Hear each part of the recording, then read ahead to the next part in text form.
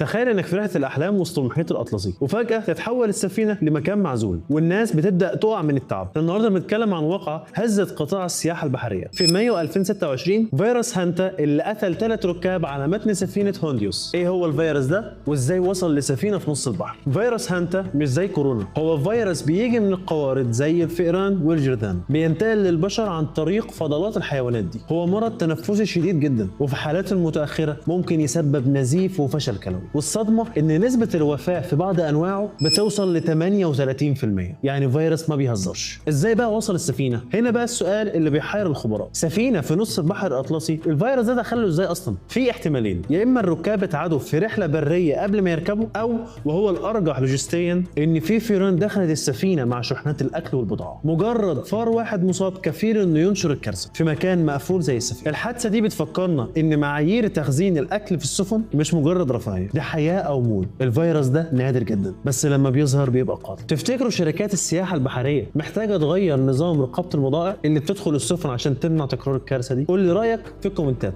سلام.